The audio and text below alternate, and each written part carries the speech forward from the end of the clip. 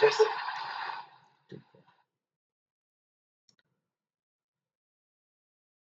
है, last class में हम लोग हैश मैप के डिफरेंट वेज देख रहे थे, आई थिंक आइट्रेशन के, और उसका परफॉर्मेंस का भी डिस्कस किया था।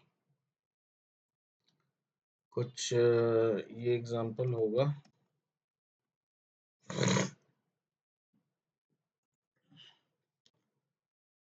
एक हैश मैप बनाया था और स्टैटिक ब्लॉक में ही उसे इनिशियलाइज कर दिया था ताकि क्लास लोडिंग टाइम पे मैप में सारी एंट्री चली जाए। बेसिकली हमें डिफरेंट वेज ऑफ आइट्रेशन देखना था। तो आइट्रेशन का एक वे है एंट्री सेट, यानी पूरी जितनी भी एंट्री है की वैल्यू पेयर में उसकी सेट निकाल लो, वो मैप डॉट एंट्री रिटर्न करता है। ठीक है, और फिर गेट की एंड गेट वैल्यू से उसकी सारी वैल्यू आइट्रेट कर लो। तो इसका हमने देखा था सबसे स्लो था, क्योंकि फॉर ईच लूप हमेशा स्लो होता है। आइट्रेटर में क्या किया था, मैप से की सेट निकाला, एंट्री की नहीं, अब की जितनी होगी उस मैप में सारी की सेट निकाला, उस पे आइट्रेटर स्टार्ट किया। और आइट्रेटर जब स्टार्ट करेंगे तो हमें एक एक वैल्यू क्या मिलेगी, मैप की मिलेगी, एक एक की मिलेगी, और मैप से फिर गेट करेंगे वैल्यू को यूजिंग दैट की। तो ये भी एक टेक्निक है की सेट को यूज करके विथ आइट्रेटर। थर्ड टेक्निक था की सेट का पूरा फॉर ईच लूप से किया, यहाँ आइट्रेटर किया, यहाँ पे फॉर ईच लूप किया, जो सबसे स्लो है फॉर ईच लूप। उसके बाद मैप से एक एक वैल्यू बेस्ड ऑन की हमने उसकी वैल्यू रिट्रीव की। फोर्थ हमने देखा था लास्ट क्लास में, जो सबसे फास्टेस्ट वे है कि मैप की एंट्री सेट हम निकालेंगे, बट फॉर ईच लूप की जगह हम आइट्रेटर यूज करेंगे because iterator is very fast. और प्लस एक और एडवांटेज है, कॉन्करेंटली मॉडिफिकेशन करेंगे तो ये एटलीस्ट टेक केयर करता है कि मैप को यूज करके कोई और थ्रेड अगर उसमें कुछ वैल्यू एंट्री कर रहा है या अपडेट कर रहा है तो ये अपडेट नहीं करने देगा। तो एक एक एंट्री हमें मिलेगी और उसके बाद गेट की गेट वैल्यू की है। तो इसको जब हमने रन किया था तो सबसे फास्ट यही था। इसके बाद फॉर ईच लूप है, फॉर ईच लूप की सेट की। ठीक है, लेकिन बेस्ट है आप लोग एंट्री सेट ऑलवेज यूज करो विथ आइट्रेटर। ठीक है, इसकी परफॉर्मेंस बहुत फास्ट होती है।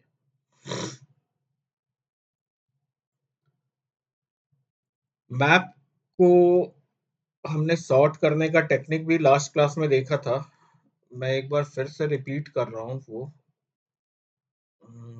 कुछ भेजा भी था आप लोग को, कौन सी क्लास भेजी थी, सॉर्ट मैप बाय की and value, my map comparator by key, my map comparator by value, sort map by key and value, sort map key and value। ये तो सॉर्टिंग के लिए, मैप का सॉर्टिंग के लिए हम करते क्या है, जैसे बाय की करना है तो इसका सॉर्टिंग का एक तरीका हमने बताया है कि पूरी की हमें कलेक्शन डॉट सॉर्ट को यूज करना है। कई तरीके हैं लेकिन कलेक्शन डॉट सॉर्ट फिलहाल बेस्ट वे है सॉर्टिंग के लिए, क्योंकि ये इंटरनल सॉर्टिंग करेगा। अदरवाइज फिर सॉर्टिंग का एक तरीका हम एरेज भी यूज कर सकते हैं, मैप को पूरी एरे में कन्वर्ट करें और फिर मैनुअल सॉर्टिंग लॉजिक लिखें। और तीसरा एक तरीका होता है ट्री मैप। ट्री मैप को भी यूज करके हम कर सकते हैं कि हैश मैप में वैल्यू है उसको ट्री मैप में कन्वर्ट करें, अपना खुद का कंपैरेटर लिखें। तो कंपैरेटर हर जगह कस्टम सॉर्टिंग के लिए लिखना ही होगा। यहाँ पे हमने क्या किया, एंट्रीज की पूरी सेट निकाली, एक सेट में आ गया एंट्रीज। अब हमें क्यों सेट निकालना पड़ रहा है, क्योंकि कलेक्शन डॉट सॉर्ट हमें पता है ये लिस्ट लेता है, बिना लिस्ट के ये काम नहीं कर सकता। तो ये पूरी सेट है एंट्रीज की, उस एंट्रीज की सेट को हमने एरे लिस्ट में पास किया, तो एरे लिस्ट का ऑब्जेक्ट मिला। अब इस लिस्ट को पास कर रहा है, लेकिन अपने आप सॉर्ट तो होगा नहीं कभी भी, क्योंकि ये एंट्रीज है। तो इसके लिए हमने कंपैरेटर अपना खुद का डिफाइन किया, क्योंकि कलेक्शन डॉट सॉर्ट में दूसरा ये ओवरलोडेड मेथड है, जिसमें हम लोग अपना खुद का कंपैरेटर पास कर सकते हैं लिस्ट को सॉर्ट करते समय। तो इसे बताया कंपैरेटर। कंपैरेटर बनाने के लिए इम्प्लीमेंट कंपैरेटर इंटरफेस यूज किया, बताया कि एक एंट्री आएगी मैप की जिसका डेटा स्ट्रक्चर ये है, और कंपैरेटर में कंपेयर मेथड होता है जिसे ओवरराइड करना, ये दो पैरामीटर लेता है जो दो वैल्यू पे कंपैरिजन करता है। तो ये पैरामीटर की भी एंट्री टाइप डेटा स्ट्रक्चर वही होगी जो ऊपर हमने डिफाइन किया, फर्स्ट एंट्री और सेकेंड एंट्री। अब इन दोनों पे बाई की सॉर्ट करना है या बाई वैल्यू सॉर्ट करना, तो हम चाहे जितना चाहे उतना कंपैरेटर बना सकते हैं। एक कंपैरेटर हमने ये बनाया था, दूसरा कंपैरेटर बाई वैल्यू के लिए या गेट वैल्यू कर दिया। अब यहाँ पे कंपैरेटर जैसे मान लो आपको बाई की चाहिए तो बाई की का कंपैरेटर पास किया, कल को अब कंपैरेटर पास किया, ये लिस्ट पूरी सॉर्ट हो गई। अब इस लिस्ट को फॉर ईच लूप से या इटरेटर से आइटरेट कर लो, तो आपको एंट्री जो है बाई की के अकॉर्डिंग सॉर्टेड मिलेगी। तो ये हमने देखा था, बाई की के अकॉर्डिंग ये सॉर्ट मिल रही थी। सॉरी, अगर हम बाई वैल्यू करना चाहते हैं तो बाई वैल्यू वाली कंपैरेटर को बस यूज करेंगे और कुछ नहीं। तो जैसे मान लो यूआई पे यूजर ने बोला कोई मैप हम डिस्प्ले करा रहे हैं और हम बाई की सॉर्ट करना चाहते हैं, बाई वैल्यू करना चाहते हैं, तो जो भी यूआई पे सिलेक्शन होगा उसके बेस पे इफ कंडीशन लगा के आप कंपैरेटर चेंज कर सकते हो। रन टाइम में अपनी लॉजिक लिख सकते हो कि अगर ऊपर से कुछ वैल्यू की के लिए आ रही है तो इस कंपैरेटर का ऑब्जेक्ट बनाओ, वैल्यू के लिए आ रही है तो इस कंपैरेटर का ऑब्जेक्ट बनाओ। तो कंपैरेटर से ये बेनिफिट है कि हम कस्टम सॉर्टिंग कंप्लीटली लिख सकते हैं। इसे सॉर्ट किया, ये बाई वैल्यू सॉर्ट किया डिसेंडिंग ऑर्डर में। अगर इसको निगेट कर दो, इसकी वैल्यू को -1 से मल्टीप्लाई, क्योंकि O2 लिखे ना, अगर O1 करके लिखते, कि मान लो इसको फर्स्ट O1 से हम कंपेयर करते हैं, यहाँ O2 लिख दिए, O1 डॉट O2 करते हैं, तो ये असेंडिंग ऑर्डर होता बाय डिफॉल्ट।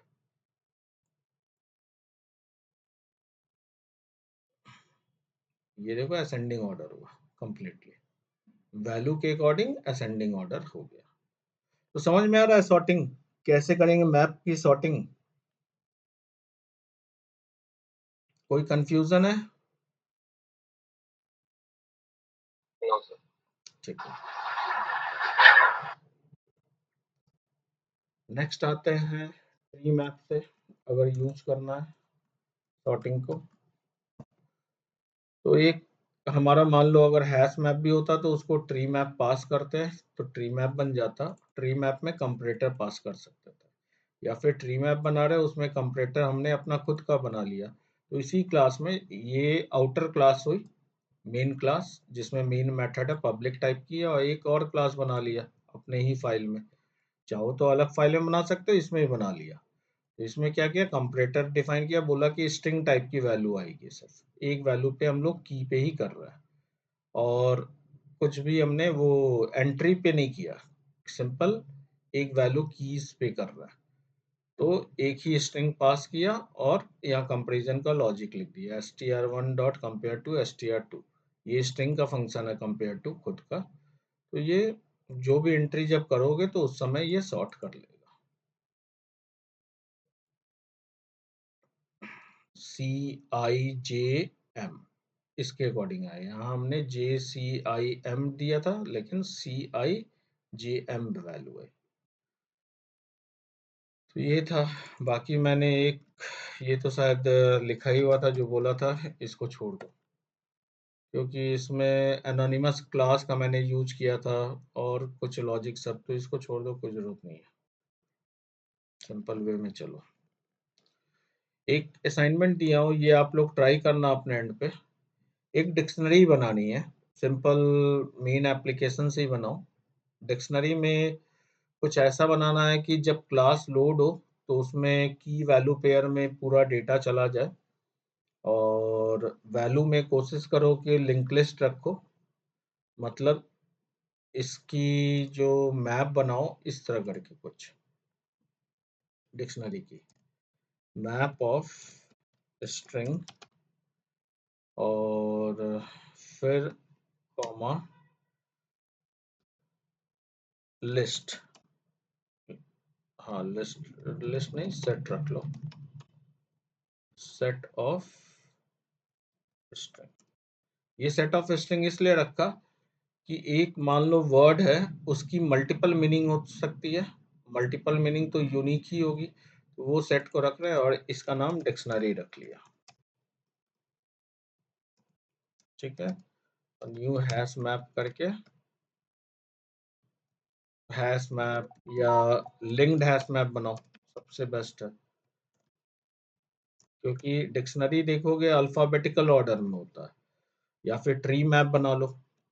तो जो भी बनाओ डिक्शनरी, उसको सॉर्टेड ऑर्डर में रखो ताकि वो प्रिंट हो। तो उसमें एक प्रिंट का फंक्शन बनाओ कि प्रिंट कर रहे हैं डिक्शनरी। कोई वर्ड हम सर्च करना चाहते हैं उसके लिए मेथड बनाओ कि यूजर से वर्ड मांगा, उसकी सारी मीनिंग दिया डिक्शनरी से खोज के।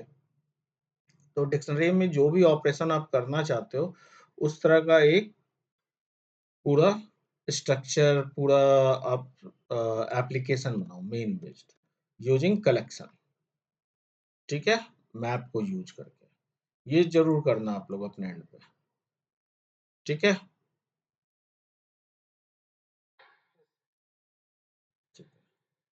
मैप में ही कुछ और फॉर्म है, जैसे hash map, linked hash map और ट्री मैप, ये तो नॉर्मल है ही। कुछ मैप आपको और जानने, जैसे एक होता है weak hash map. Weak hash map और नॉर्मल हैश मैप में डिफरेंस क्या होता है? हमारी normal hash map strong reference रखती है, मतलब की वैल्यू स्ट्रॉन्ग होती है वहां पे। स्ट्रॉन्ग इन द सेंस, जब तक आपका प्रोग्राम चल रहा है की वैल्यू आप नल भी कर दोगे तो जो प्रीवियस वैल्यू आपने की में रखी हुई है उसके बेस पे ही आपको वैल्यू मिल जाएगी। की के बेस पे वैल्यू आइटरेट करता है। लेकिन हम चाहते कुछ ऐसा मैप बनाना, क्योंकि वो गार्बेज कलेक्टर जब जब चलता भी है स्ट्रॉन्ग हैश मैप में, तो नल को देख के वो गार्बेज कलेक्ट नहीं करता है कभी भी, क्योंकि वो नल को भी एज ए की मानता है स्ट्रॉन्ग हैश मैप में।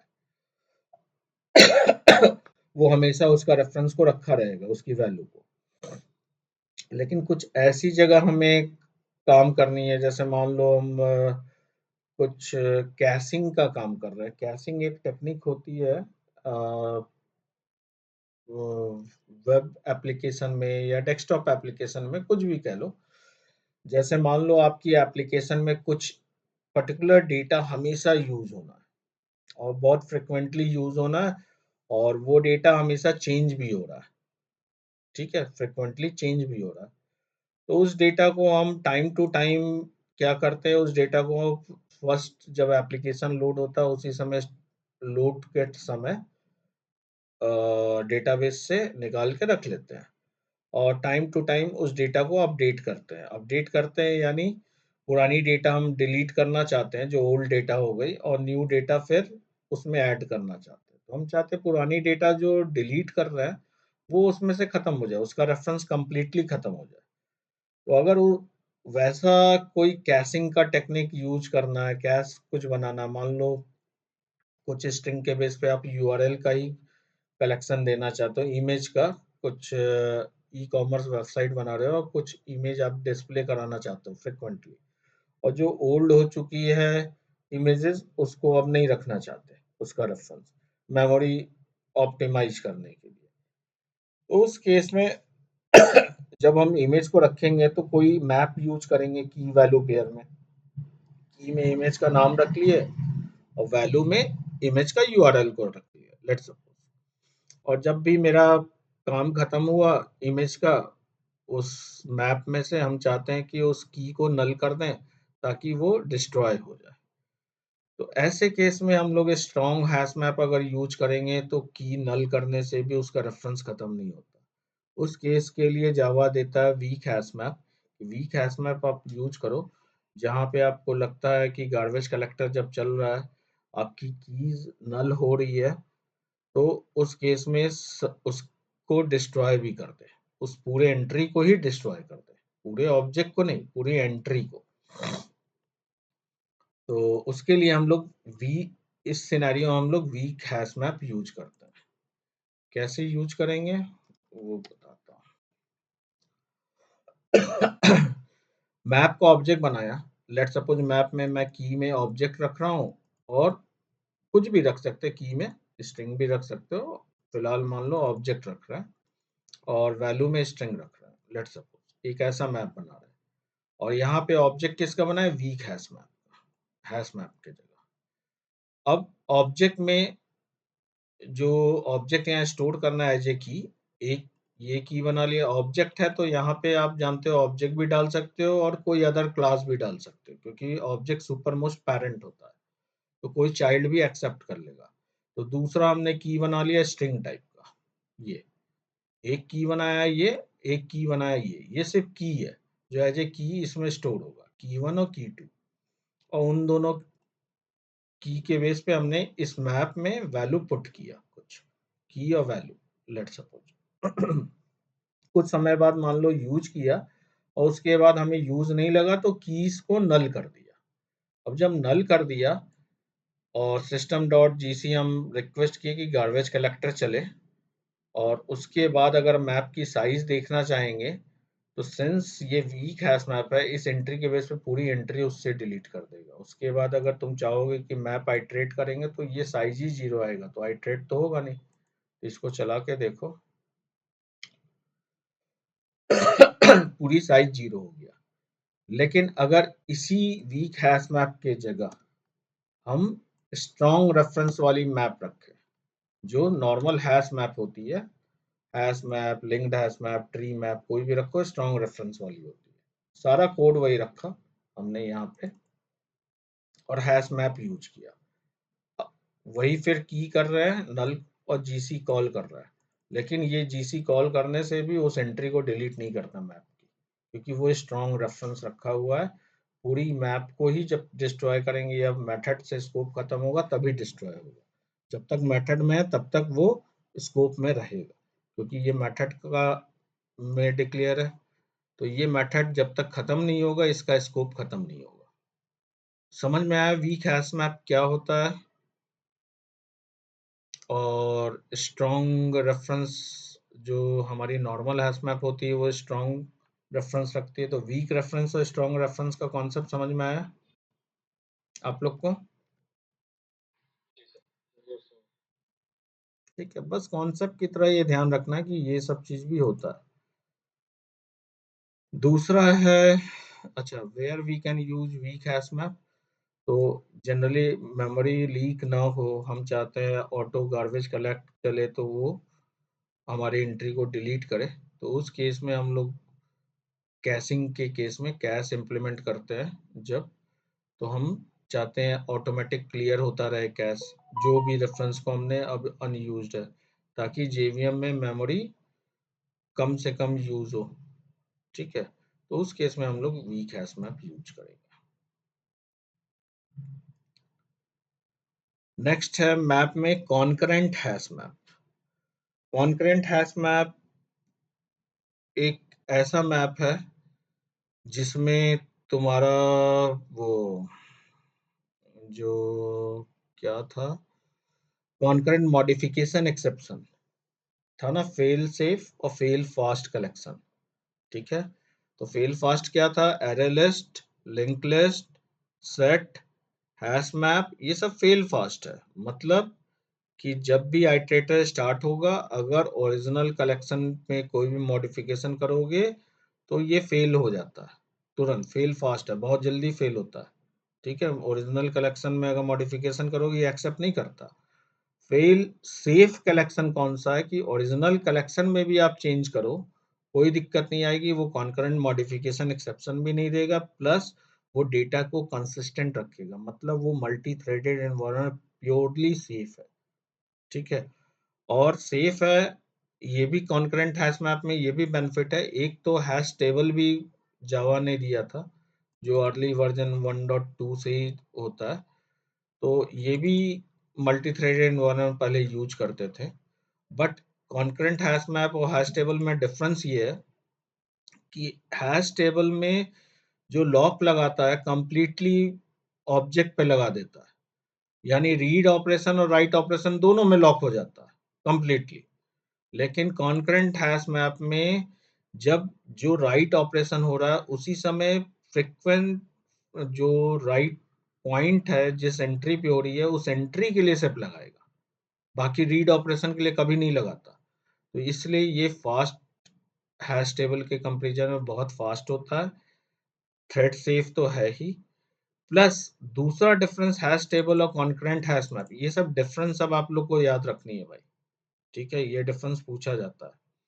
दूसरा डिफरेंस क्या है, कॉन्करेंट मॉडिफिकेशन एक्सेप्शन, यानी फेल सेफ और फेल फास्ट की बात करें तो हैश टेबल ये आपका फेल फास्ट है, इसमें कॉन्करेंट मॉडिफिकेशन एक्सेप्शन आता है। अगर राइट आइट्रेटर चला दिए हैश टेबल पे और उस समय मॉडिफिकेशन ओरिजिनल में करोगे तो अलाउ नहीं करेगा, ये लिमिटेशन है। लेकिन कॉन्करेंट हैश मैप में ये लिमिटेशन नहीं है, वो कंप्लीटली टेक केयर करता है। जावा ने इसको ऐसा इम्प्लीमेंट किया है कि हर सिनेरियो में ये फेल आपकी फास्ट होगी, मतलब फेल सेफ है, सॉरी, एकदम फेल नहीं होगा, ठीक है। कॉन्करेंट मॉडिफिकेशन एक्सेप्शन कभी नहीं आएगा।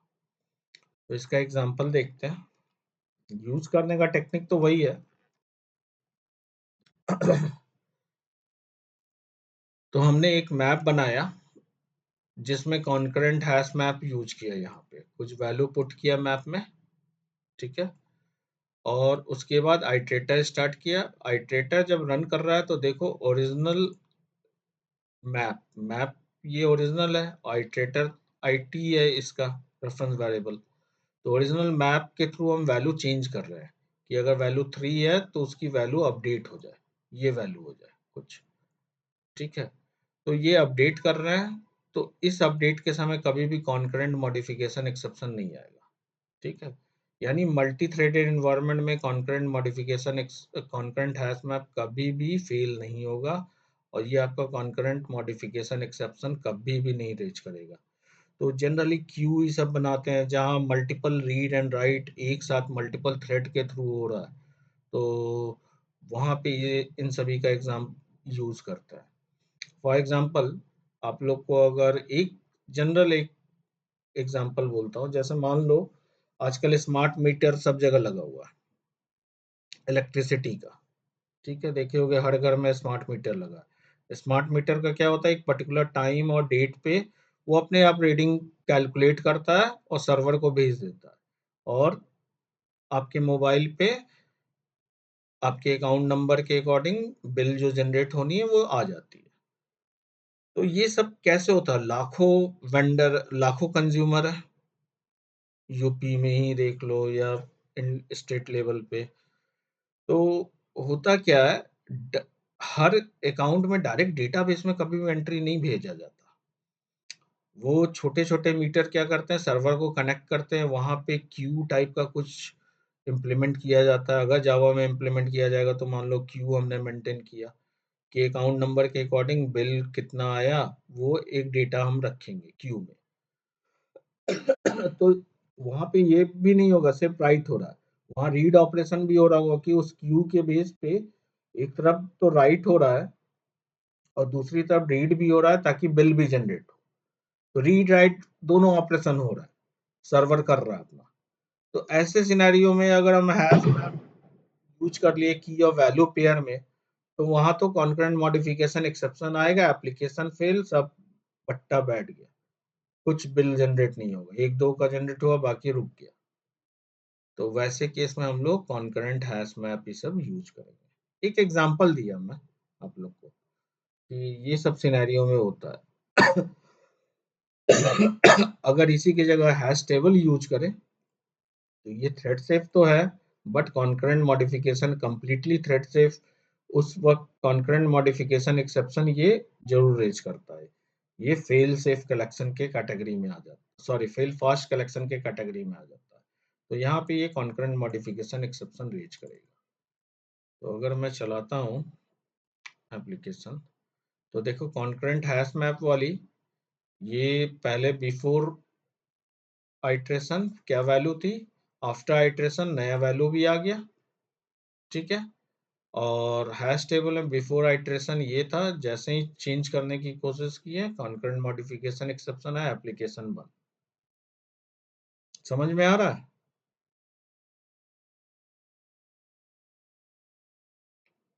Yes sir. ठीक है, तो ये डिफरेंस आप लोग प्लीज याद रखना, ये सारे डिफरेंसेस जितने आपको बता रहे हैं।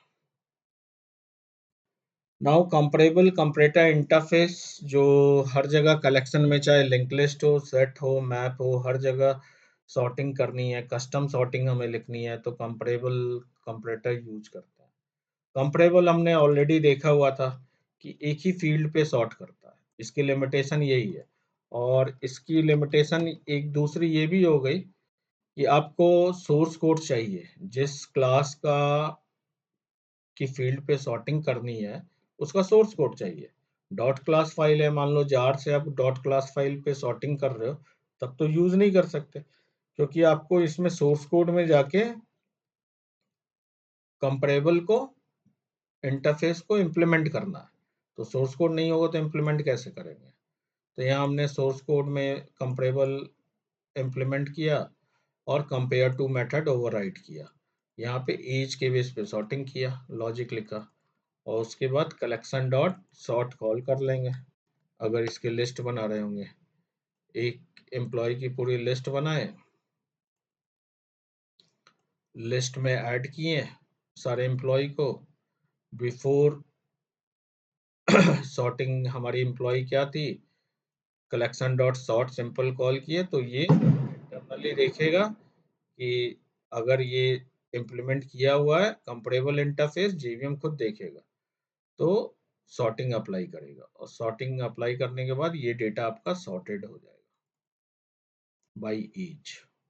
तो ये तो हमने लास्ट क्लास में भी देखा था, बाय एज ये किस फील्ड पे है, एज पे है ना, गेट एज, ये लेस माइनस 1 0, एज क्या दे रहा है 30 20 50, इस तरह हम लोग ऐड कर रहे हैं 30 20 50, अच्छा हाँ 20 30 50 आ गया, ये सॉर्ट हो गया आफ्टर सॉर्टिंग। ठीक है, इसमें तो कोई कंफ्यूजन नहीं होगा, आई थिंक ये तो क्लियर होगा, लास्ट क्लास में भी डिस्कस किया था। Yes sir. अब हम यस सर। कंपैरेटर देखते हैं। कंपैरेटर जनरली यूज करते हैं, कंपैरेटर का ये बेनिफिट होता है मोर देन वन फील्ड पे सॉर्टिंग करनी है। जैसे आप देखते होगे यूआई पे आपने एम्प्लॉय की लिस्ट डिस्प्ले करा रहे हो, तो नेम का भी हेडर है, सैलरी भी है, एड्रेस भी है, कई सारे फील्ड है, और सॉर्टिंग का फ्लैग आप हर कॉलम पे चाहते हो, तो वो कैसे करोगे?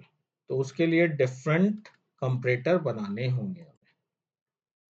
तो हम कोड करते समय ही डिफरेंट कंपैरेटर बनाते हैं। पहले एम्प्लॉय वीओ बनाए, देखो इस क्लास में कुछ भी नहीं लिखा, तो चाहे ये क्लास हो हमारे पास इसका सोर्स कोड या ना हो, क्लास फाइल भी होगा तो चल जाएगा। अब उस क्लास के लिए हम बस डिफरेंट कंपैरेटर लिखेंगे, आईडी नेम एज। तो एक एम्प्लॉय वीओ कंपैरेटर बनाया जिसमें हमने आईडी के बेस पे लिख दिया, सिंपल कंपैरेटर एम्प्लॉय वीओ को पास किया, और कंपैरेटर में कंपेयर मेथड होता है, दो आर्गुमेंट आता है इसके टाइप का, तो उसमें गेट आईडी के बेस पे कंपैरिजन लॉजिक लिख दिया। और इसी तरह अदर कंपैरेटर भी बना सकते हैं, जितना चाहो उतना कंपैरेटर बना लो, अलग अलग क्लास, और फिर इफ कंडीशन के बेस पे क्लाइंट प्रोग्राम जहाँ होती है, जैसे मान लो ये एम्प्लॉय की लिस्ट है, ऐड किए, बिफोर सॉर्टिंग हमारी ये एम्प्लॉय डिस्प्ले कर रहा है, और कलेक्शन डॉट सॉर्ट जब हम कॉल करेंगे तो एम्प्लॉय की लिस्ट पास करते हैं जनरली, उसके बाद कंपैरेटर पास करेंगे। तो जैसे मान लो आपकी यूआई से आ रही है बाय नेम, तो बाय नेम वाला कंपैरेटर का ऑब्जेक्ट बना दिए, बाई आईडी आ रही है तो बाई आईडी के लिए बना दिए, बाई एड्रेस आ रही है तो एड्रेस के लिए बना दिए, असेंडिंग आ रहा है, डिसेंडिंग आ रहा है, सब आप इसमें कंट्रोल कर सकते हो। आप चाहो असेंडिंग डिसेंडिंग भी कंट्रोल किया जा सकता है। जैसे मान लो कंपैरेटर है, तो असेंडिंग डिसेंडिंग हम कैसे कंपेयर करेंगे यहाँ पे कंट्रोल। इसका एक ऑब्जेक्ट बना लो, यहाँ पे कंस्ट्रक्टर बना लेते हैं, int ऑर्डर इक्वल टू 1, ठीक है। और int ऑर्डर इसमें पास किया, इसको पब्लिक टाइप का बनाएंगे कंस्ट्रक्टर को, और दिस डॉट सेट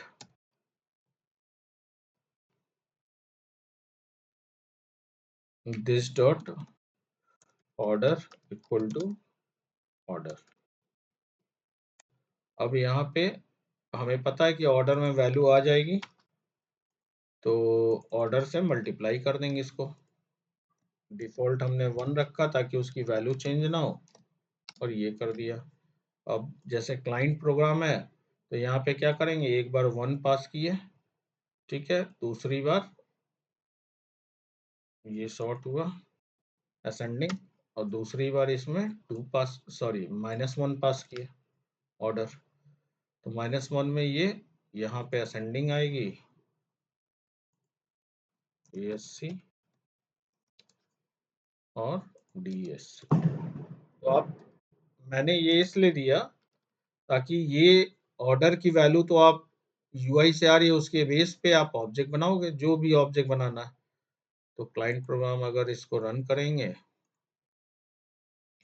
तो देखो ASC असेंडिंग में क्या था हमारा, ऑपरेटर आईडी के बेस पे था।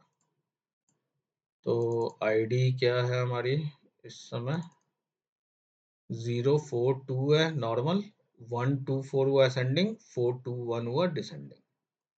समझ में आ रहा है? तो कंप्लीट कस्टमाइजेशन आप लोग कंपैरेटर से कर सकते हो।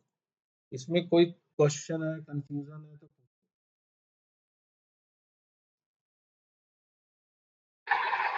Yes, sir. ठीक है। तो आप लोग एक एम्प्लॉय में 3-4 कंपैरेटर जरूर बनाना, और उसको यूजर के सिलेक्शन पे परफॉर्म कराना। यूजर बोलता है बाय नेम तो बाय नेम सॉर्ट हो, असेंडिंग सेलेक्ट करता है असेंडिंग हो, डिसेंडिंग सेलेक्ट करता है डिसेंडिंग हो, बाय एज, बाय सैलरी, ठीक है। ये असाइनमेंट करना जरूर से, क्योंकि ये इसलिए जरूरी है कि लिस्ट का सॉर्टिंग तो नॉर्मल चीज है, कहीं भी देखोगे ट्रेन की आती है लिस्ट IRCTC में, तो by train number by time आप लोग सॉर्ट कर लेते हो ना इजिली UI से। Yes, sir. तो अब तो चीजें क्लियर होंगी UI से जावा का क्या कम्युनिकेशन है। तो आप UI बेस मत बनाओ, मेन बेस बनाओ सिंपल, और ट्रेन का ही बनाओ, ठीक है, एम्प्लॉय की जगह, लेकिन सॉर्टिंग की चीजें इंप्लीमेंट करो यूजिंग कंपैरेटर।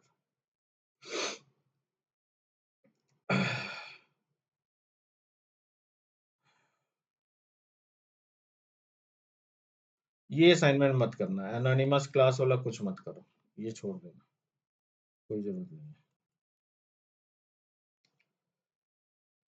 ठीक है, अब आते हैं कुछ यूटिलिटी सब कलेक्शन की बची है। जैसे मान लो कलेक्शन तो लिस्ट होता है, सेट होता है, मैप होता है, ये सब कलेक्शन चेंज हो सकता है, इनकी वैल्यू चेंज हो सकती है, लेकिन आप चाहते हो डेटाबेस से एक लिस्ट को गेट किए, पूरा लिस्ट बनाए या सेट बनाए या मैप बनाए, अब उसको कोई चेंज ना कर सके, वो रीड ओनली कलेक्शन हो, कोई चेंज करे तो तुरंत एक्सेप्शन आ जाए, आप चाहते हो ऐसा कलेक्शन बनाना।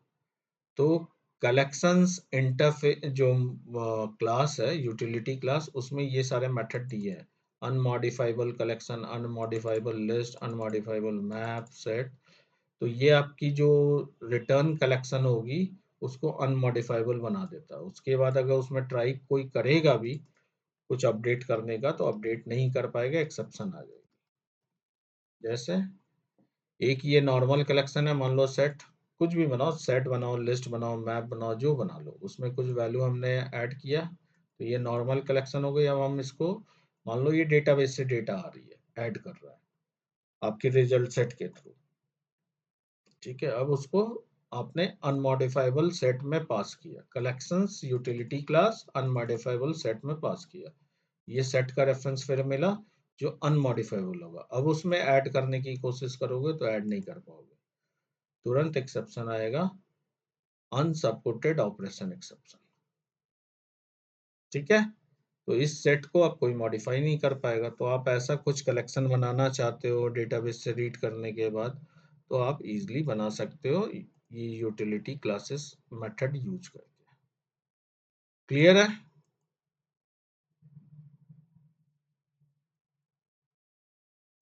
Yes, sir.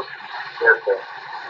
उसी तरह थ्रेड सेफ कलेक्शन, जो हमने ऊपर भी बात किया था कि अपनी कलेक्शन को थ्रेड सेफ बनाना है, synchronize collection, synchronize list, map, set, ये भी बना सकते हो। ये भी कलेक्शंस आपकी यूटिलिटी क्लास में, जैसे अपना सेट को पास कर दे, मान लो सेट पहले से बना हुआ, उसको पास कर देंगे, जो अब सेट मिलेगा वो थ्रेड सेफ होगा कंप्लीटली। ऊपर हमने देखा था hash map, hash table, concurrent hash map. तो हैश टेबल और प्रॉपर्टी क्लास में भी कभी कभी डिफरेंस पूछता है। तो प्रॉपर्टी क्लास का बेसिकली हम लोग यूज करते हैं की वैल्यू। आपने स्प्रिंग में देखा है property file, application dot property file spring में, तो उसमें क्या होता है, की और वैल्यू होती है, की वैल्यू दोनों स्ट्रिंग होता है। हैश टेबल में क्या है कि हम लोग ऑब्जेक्ट टाइप किसी भी टाइप का डिफाइन कर सकते हैं, लेकिन property class always string support करता है। तो जब भी की वैल्यू के पेयर में हमें डेटा चाहिए होता है, तो हम हैश मैप और हैश टेबल यूज नहीं करते, वहाँ प्रॉपर्टी क्लास को यूज करते हैं। और प्रॉपर्टी क्लास का बेनिफिट ये है कि वो पूरी की पूरी स्ट्रिंग में होता है, तो इजीली हम गेट कर सकते हैं, सारी प्रॉपर्टी वन गो में लोड हो जाएंगी पूरी प्रॉपर्टी फाइल से। वो कैसे लोड होती हैं? प्रॉपर्टी क्लास का ऑब्जेक्ट बनाया, जो फाइल है, मान लो आपकी वो प्रॉपर्टी फाइल है, उसका पूरा पाथ दिया, और props डॉट लोड मेथड, ये पूरा का पूरा मेमोरी में लोड हो गया। अब props डॉट गेट प्रॉपर्टी की पास करेंगे, जो आपकी की होती है, उसके अकॉर्डिंग आपको वैल्यू मिल जाएगी। बस ये 3 लाइन ऑफ कोड से हमेशा वैल्यू मिलती रहेगी। तो की वैल्यू पेयर में होता है। तो हैश टेबल और प्रॉपर्टी क्लास में यही डिफरेंस है कि प्रॉपर्टी क्लास में कंप्लीट चीज की वैल्यू पेयर स्ट्रिंग फॉर्मेट में होता है, हैश टेबल में आपकी किसी भी टाइप में रख सकते हैं, स्ट्रिंग के लिए आपको डिफाइन करना होगा, प्लस हैश टेबल स्लो है और नल वैल्यू अलाउ भी नहीं करता। और हैश मैप जो है वो थोड़ा फास्ट है, लेकिन उसमें भी है कि डिफरेंट टाइप के डेटा रख सकते हो। तो स्ट्रिंग और प्रॉपर्टी फाइल लोड करने के लिए सबसे बेस्ट तरीका है प्रॉपर्टी क्लास, ये भी जावा डॉट यूटिल में। देखिए प्रॉपर्टी क्लास का एग्जांपल है कोई।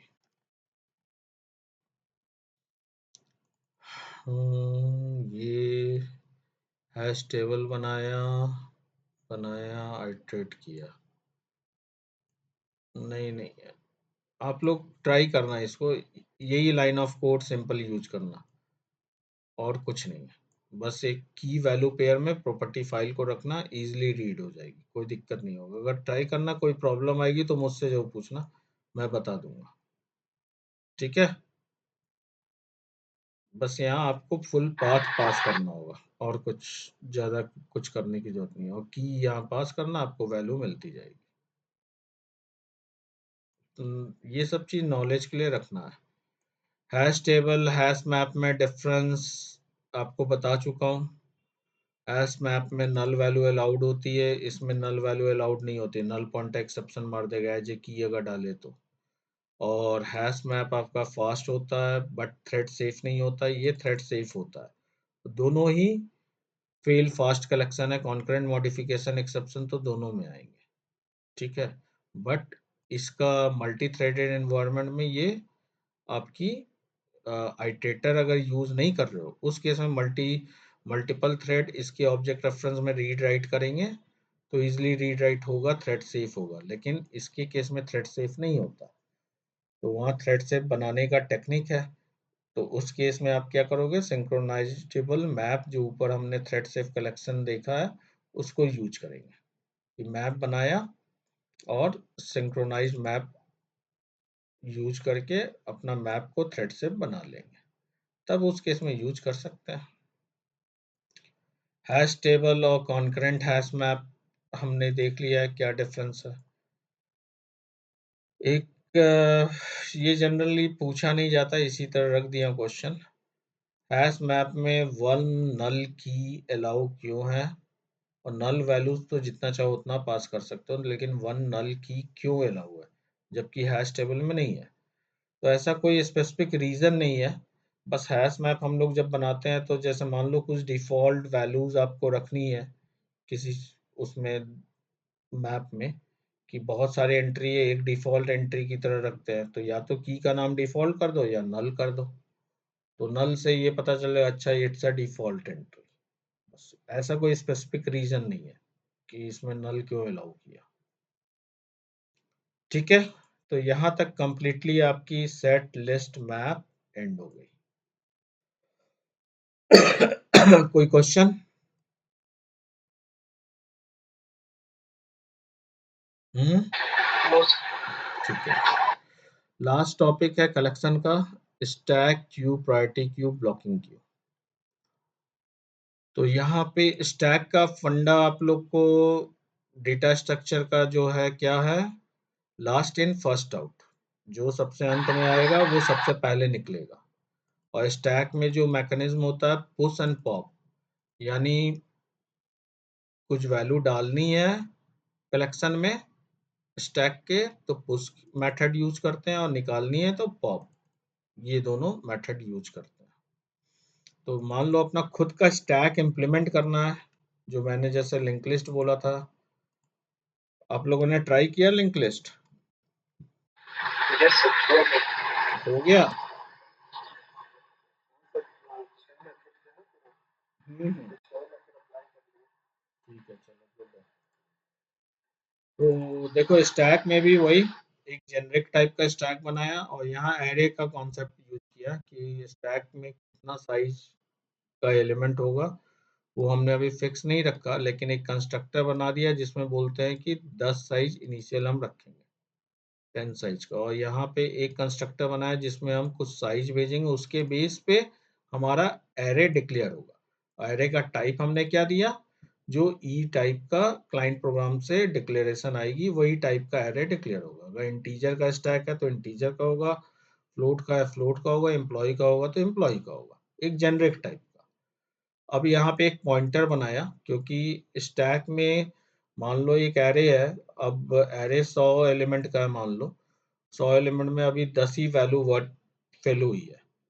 ठीक है, तो वो पॉइंटर रेफरेंस कहाँ पे एक्चुअल पॉइंटर है, ताकि हम पुश एंड पॉप कर सके। अगर कोई ऐड कर रहे हैं तो टॉप +1 पोजीशन पे करेंगे, और निकाल रहे हैं तो टॉप पोजीशन से निकाल के इसको माइनस कर देंगे, यही करेंगे लॉजिक। यहाँ पे कुछ देख लिया कि अगर साइज आ रही है तब वो पर्टिकुलर साइज का एरे बनाओ, नहीं तो एक डिफॉल्ट साइज रख दो, और टॉप की वैल्यू -1 बाय डिफॉल्ट -1 रखे हैं इसलिए क्योंकि -1 जीरो से इंडेक्सिंग एरे का स्टार्ट होता है, -1 मतलब अभी कोई एलिमेंट नहीं है। और यहाँ पे एलिमेंट को हमने ऑब्जेक्ट टाइप का डिक्लेयर कर लिया क्योंकि हमें नहीं पता किस टाइप का ई होगा, तो ऑब्जेक्ट टाइप का एक एरे डिक्लेयर किया कंप्लीटली।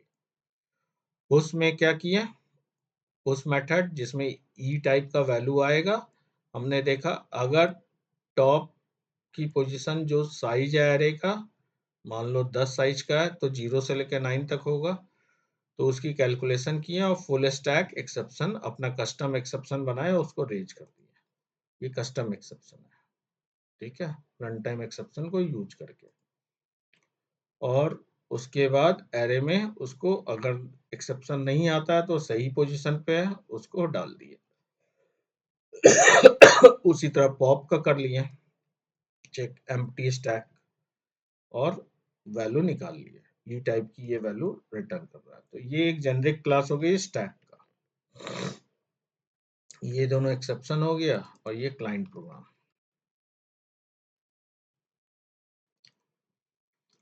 तो क्लाइंट प्रोग्राम में हमने दो डेटा टाइप को यूज करके पुश पॉप किया है, एक डबल एक इंटीजर। लेट्स सपोज तो एक स्टैक बनाया डबल टाइप का, एक स्टैक बनाया इंटीजर टाइप का। एक में 5 पास किया, एक में 10 पास किया। और ये कुछ पुश पॉप ऑपरेशन दोनों में कर रहे हैं, डबल में कर रहे हैं और इंटीजर में कर रहे हैं, ताकि हमारा ओवरफ्लो अंडरफ्लो हो। तो लूप में चल रहा है तो कहीं ना कहीं आएगा, इतना सारा वैल्यू है तो जिसका 5 दिए है तो वो ओवरफ्लो अंडरफ्लो तो आएगा। तो उसी के लिए बस सिंपल ये पुश और पॉप किया जा रहा है, उसी में एक्सेप्शन आएगा तो हम उसे हैंडल कर रहे हैं। इस तरह से हम लोग क्लाइंट प्रोग्राम और स्टैक का डेटा स्ट्रक्चर कंप्लीटली बना सकते हैं। ये देखो कि इतनी वैल्यू डालने के बाद फुल स्टैक आ गया। अब भाई स्टैक में जगह नहीं है, फिर डबल में कुछ इतनी वैल्यू डालने के बाद निकालने के बाद ये पॉप कर रहा है और उसके बाद स्टैक एम्प्टी, उसका एक्सेप्शन आ गया। उसी तरह इंटीजर में आया फुल और एम्प्टी का। समझ में आ रहा है ये? कोई यस सर। तो यहाँ पे असाइनमेंट दिया हूँ आप लोग को, एक क्यू का भी इसी तरह आप लोग बनाना। क्यू का फर्स्ट इन फर्स्ट आउट होता है, यहाँ लास्ट इन फर्स्ट आउट है। तो ये ध्यान देना जब एग्जाम्पल कर रहे होगे, जैसे मान लो यहाँ पे क्या हुआ, पुश हुआ 1.1, 2.2, 3.3, 4.4, 5.5, ये सब पुश हुआ। अब जब पॉप होगा तो सबसे पहले क्या होगा, इसको पुश करने गया तो फुल स्टैक आ गया, यानी पुश टोटल इतना ही हुआ था, 5 वैल्यू। अब जैसे ही पॉप करेंगे तो सबसे पहले ये निकला लास्ट इन फर्स्ट आउट। ये यहाँ भी देखो 1 से लेके 10 तक एंट्री गई, 11वें में तुरंत आ गया इंटीजर में। और फिर जब निकाल रहे हैं तो 10 से लेके 1 आ रहा है पॉप। तो वैसा इम्प्लीमेंट करना है कि डेटा स्ट्रक्चर मेंटेन हो। तो यही यहाँ स्टैक का फंडा यूज किए। अब आप लोग क्यू के लिए यूज करना, और क्यू में होता है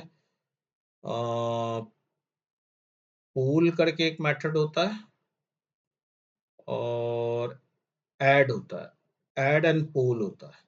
ऐड में ऐड करते जाते हो और पूल में निकालते जाता है। तो वहां पे फर्स्ट इन फर्स्ट आउट होता है, जो पहले आता है वही पहले जाता है। जैसे सिनेमा हॉल आप क्यू में लग जाओ, कहीं भी लाइन में लगते हो, क्यू है, जो सबसे पहले आएगा उसको सबसे पहले टिकट मिलेगा। तो वो चीज है क्यू का कॉन्सेप्ट। ठीक है, तो ये आप लोग इम्प्लीमेंट करना अपना खुद का डेटा स्ट्रक्चर। एक क्यू में आती है कोई कुछ पूछ रहा है क्या? No sir. ठीक है, एक क्यू में आती है कॉन्सेप्ट प्रायोरिटी क्यू की कॉन्सेप्ट। प्रायोरिटी क्यू में देखे होगे, जैसे मान लो एक एग्जांपल लेता हूँ, कस्टमर केयर है। कस्टमर केयर पे अगर मान लो मैं जियो का ही कस्टमर केयर का बात कर रहा हूँ, बहुत सारी यूजर अपना कंप्लेन रजिस्टर कर रहा है। ठीक है, सॉल्व तो होता ही है कंप्लेन, वो लोग निकालते हैं क्यू में, वो लोग डालते जाते होंगे। लेकिन कुछ तो प्रायोरिटी वाइज कस्टमर होते होंगे, जियो के कॉर्पोरेट जो होंगे, प्लान लिए होंगे, वो प्रायोरिटी कस्टमर होंगे। तो हमेशा हर कंपनी चाहेगी कि प्रायोरिटी कस्टमर को फर्स्ट प्रेफरेंस दे। अब उनको चाहिए क्यू भी चाहिए, लेकिन प्रायोरिटी वाइज क्यू चाहिए। जिसकी प्रायोरिटी हाई हो पहले उसको हम देखें। क्यू में पहला नंबर पे आएगा उसके हिसाब से नहीं चलेगा। अगर उसकी प्रायोरिटी दूसरे नंबर पे भी आया, उसका प्रायोरिटी आई है, तो उसको पहले देखा जाए। तो इस तरह का क्यू इम्प्लीमेंट करना है तो प्रायोरिटी क्यू जावा में दिया हुआ है, उसको यूज करके हम लोग कर सकते हैं। कैसे?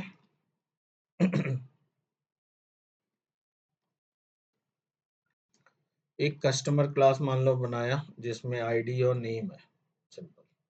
अब इसी का क्यू बना रहे कस्टमर आईडी और नेम के बेस पे।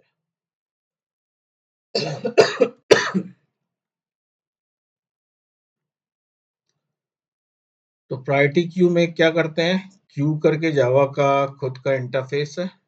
इसमें प्रायोरिटी क्यू क्लास डिफाइन किया हमने, साइज बताया कि कितने साइज का क्यू होगा हमारा। यहाँ पे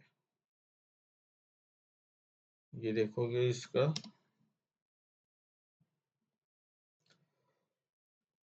इनिशियल कैपेसिटी, ऐसा नहीं है कि हम साथ ही वैल्यू डाल सकते हैं, इनिशियल कैपेसिटी कितना रखेगा, ठीक है, मिनिमम क्यू में साइज। उसके बाद कुछ मान लो हम रैंडम वैल्यू जनरेट कराना चाहते हो, तो जावा में रैंडम वैल्यू का अपना खुद एक रैंडम नाम का क्लास है।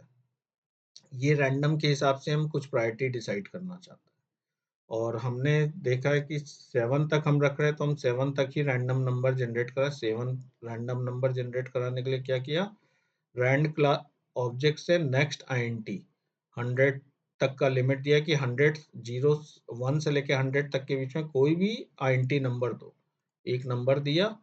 उस नंबर को हमने ये जो प्रायोरिटी क्यू का ऑब्जेक्ट था उसमें ऐड किया, सिंपल इंटीजर करके ऐड कर दिया। ये इंटीजर तो अब डेप्रिकेट हो गया, कोई और टेक्निक यूज कर लेंगे इंटीजर का इसमें ऐड करने के लिए। तो ये हमने सिंपल रैंडमली कुछ ऐड किया है, बस प्रायोरिटी डिसाइड करने के लिए। अब 0 से लेकर 7 तक यहाँ पे उस क्यू से निकाला, पोल किया। क्यू में है, ऐड है और पोल है। मैंने आपको बताया था 2 मेथड होता है, ऐड से ऐड होगा और पोल से पोल होता है। जब हम पोल करेंगे तो पहले कौन गया, रैंडम वैल्यू यहाँ पे देख सकते हैं इसको डिबग करके।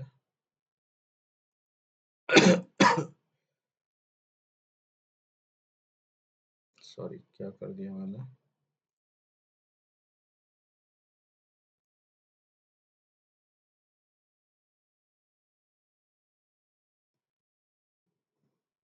यहाँ रैंडम वैल्यू 81 आया, फिर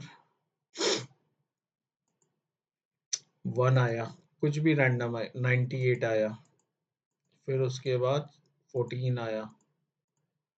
तो यहाँ प्रायोरिटी डिसाइड कर रहे हैं जिसका नंबर हाई हो।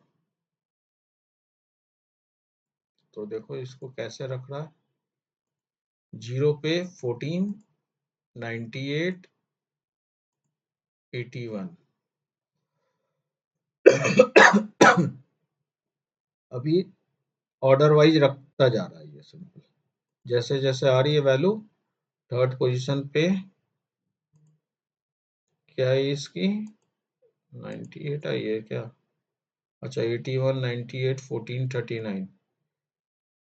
तो ये सबसे पहले किसको रखा, 14 को रखा लोएस्ट प्रायोरिटी, फिर उसके बाद 39, फिर उसके बाद 81, फिर उसके बाद 98। देखो प्रायोरिटी डिसाइड कर रहा है, लो से लेके हाई प्रायोरिटी में अपने आप ये अरेंज कर रहा है, जबकि रैंडम वैल्यू आ रही है। अगर क्यू होता तो सबसे पहले वैल्यू क्या रखता है, 81 रखता ना यहाँ पे, लेकिन उसने 14 रखा है। ठीक है, ये देखो जैसे जैसे क्यू की वैल्यू आ रही है वो हम प्रिंट करा रहे हैं, लेकिन क्यू में वैल्यू क्या जा रही है एक्चुअल में, 14, 39, 81, 98। तो अपने आप प्रायोरिटी वो डिसाइड कर रहा है। 20 इस तरह 1, तो टोटल वैल्यू आ गई 120। ये तो गलत आया, 14, 98, 81, इसको 20, अच्छा बाहर करने पे हो सकता करेगा ना, कुछ तो गड़बड़ है। 1 के बाद तो 14 आना चाहिए था ना, और ये 98, ये कुछ गड़बड़ है। रुको देखें ये पोल करते समय क्या कर रहा, 1 पोल का, अच्छा पोल देखो करता है तो ध्यान रखना क्यू से वैल्यू जैसे स्टैक से वैल्यू पॉप करते समय निकलती जा रही है, पोल करते समय भी निकलती जा रही है। पोल कर रहे एक एक वैल्यू निकल रही है, 14, 20, 39, 81। तो पोल करते समय वो सही ऑर्डर में निकाल रहा है, देख रहे हो, पोल जब कर रहा है, ध्यान दो वैल्यू गई थी इस ऑर्डर में, ठीक है, जनरेटेड वैल्यू, और जब पोल हुआ है तो एकदम देखो सीक्वेंस में हो रहा है ना। तो ये प्रायोरिटी क्यू का कमाल है, सिर्फ प्रायोरिटी क्यू में हमने बस वैल्यू डाला, वो रैंडमली रख रहा है, लेकिन वो 1 मिनट में जरा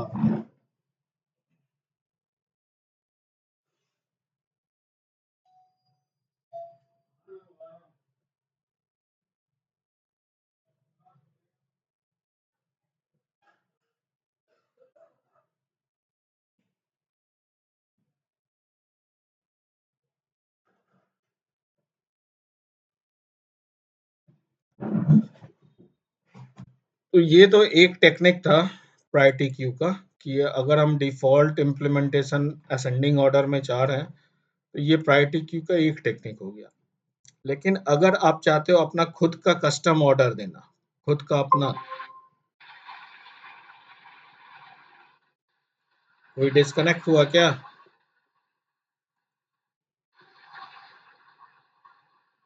अभिषेक, यस सर। म्यूट करना। हाँ, मैं ही हो गया सर। हम्म, जस्ट ठीक है, म्यूट करना। ठीक है, ये स्क्रीन विजिबल नहीं हो रही। स्क्रीन विजिबल नहीं हो रही है। एक मिनट, विजिबल है सर।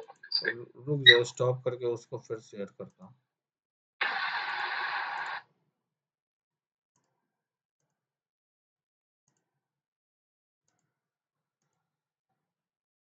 विजिबल है? हम्म, लगता है विजिबल है। ठीक है, यस यस यस। ठीक है। तो यहाँ पे प्रायोरिटी क्यू जो बनाया, ये नेचुरल ऑर्डरिंग पे हुआ। हमारा जो नेचुरल ऑर्डरिंग नंबर का होता है उस पे अपने आप हुआ कि रैंडमली हमने कुछ डाला प्रायोरिटी क्यू में। प्रायोरिटी क्यू एक बनाया था, उसमें हमने पुट करते गए तो नेचुरल ऑर्डरिंग पे कर दिया। लेकिन कल को अगर हमें ऐसा प्रायोरिटी क्यू बनाना है कि हम खुद का कस्टम ऑर्डरिंग चाहते हैं, अपने हिसाब से कस्टमर को प्रायोरिटी, तो फिर बात आती है कंपैरेटर। अपना खुद का कंपैरेटर बनाओ। तो सबसे पहले हमने एक कंपैरेटर बनाया। देखो, एक कंपैरेटर प्राइवेट स्टैटिक इसी क्लास में बना लिया, प्राइवेट स्टैटिक टाइप का, ताकि डायरेक्ट इसको कॉल कर सके। ये कंपैरेटर है? नहीं नहीं नहीं, सॉरी सॉरी, ये कंपैरेटर नहीं है। ये कंपैरेटर तो नहीं है, ये कंपैरेटर है। ये कंपैरेटर है, ठीक है। यहाँ पे हमने एक कंपैरेटर कंप्लीटली बनाया। आप चाहो तो अलग क्लास बना सकते हो और उसमें कंपैरेटर इंटरफेस यूज कर सकते हो, जिसमें कस्टमर पास करके और उस क्लास में ये मेथड रख सकते हो। तो यहाँ पे हमने कंपैरिजन का लॉजिक दिया कि कंपैरेटर की आईडी के बेस पे, जिसकी आईडी बड़ी होगी। अभिषेक, म्यूट करो अपने एंड पे।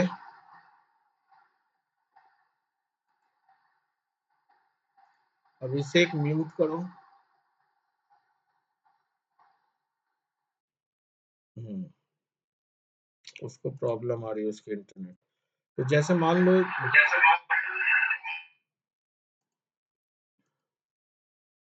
ठीक है, जैसे मान लो हम लोग चाहते हैं जिसकी आईडी बड़ी है, सबसे ज्यादा बड़ी है, या ये असेंडिंग ऑर्डर में कर रहा है, तो उसके बेस पे हम प्रायोरिटी देना चाहते हैं। तो हमने एक कंपैरेटर बना लिया, ठीक है, चाहे इस क्लास में बनाओ या अलग क्लास में बनाओ। और इस कंपैरेटर को हम जब प्रायोरिटी क्यू बना रहे हैं तो उस समय पास किया। ऊपर वाले में हमने नेचुरल किया था, इसलिए कंपैरेटर को पास नहीं किया। यहाँ पे बस कंपैरेटर पास किया। अब उस क्यू में ऐड कर रहा है, तो ऐड करने के लिए एक अलग मेथड बना लिया, एक रैंडम टाइप का, और कुछ वैल्यू फिर वही रैंडम टाइप का हमने कस्टमर, नया कस्टमर जो बना रहे हैं, कुछ इस तरह आईडी ले लिया, यही जो आईडी आ रही है ये आईडी रख लिया और नाम रख लिया।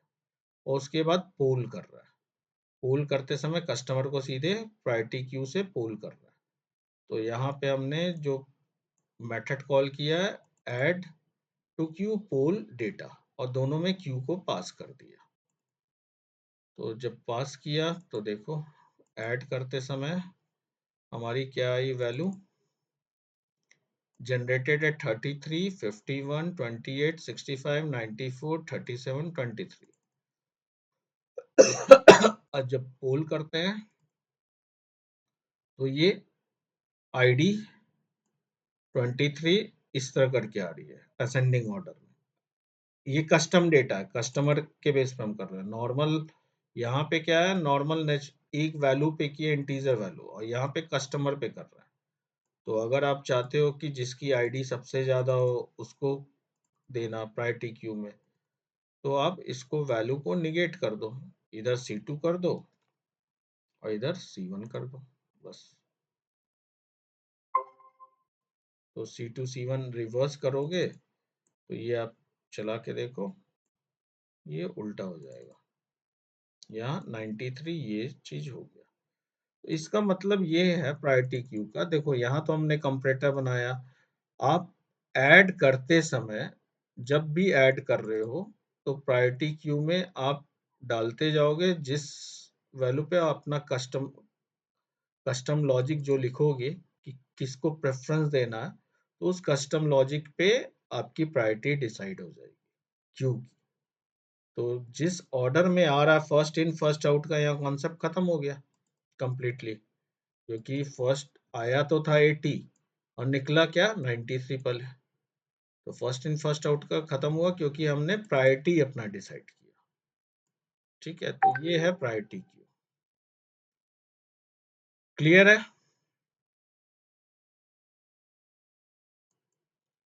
ठीक है, क्लियर है। और प्रायोरिटी क्यू में देखो नल वैल्यू अलाउड नहीं है। क्यों? क्योंकि आपको पता है कंपैरिजन लॉजिक हो रही है तो नल पॉइंट एक्सेप्शन तुरंत आएगा अगर नल वैल्यू आप करोगे तो। क्या हुआ? अभिषेक ड्रॉप आउट हो गया, ड्रॉप हो गया। चलो कोई नहीं, रिकॉर्डिंग देख लेगा। ठीक है राहुल, अभिषेक क्लियर है? तो यहाँ हेलो, क्लियर है राहुल अभिषेक? कोई भी नहीं हो? क्लियर हुआ प्रायोरिटी क्यों? ठीक है, तो यहाँ आपका आज जाके कोर जावा ऑलमोस्ट फिनिश हुआ पूरा। हाँ, पूरा नहीं बोल रहा, पूरा मतलब कोर जावा का आधा टॉपिक अभी कुछ बचेगा। वो हम लोग देखते हैं कुछ टॉपिक। अब एक मिनट शेयरिंग हटाता हूँ, पहले रिकॉर्डिंग हटा रहा हूँ।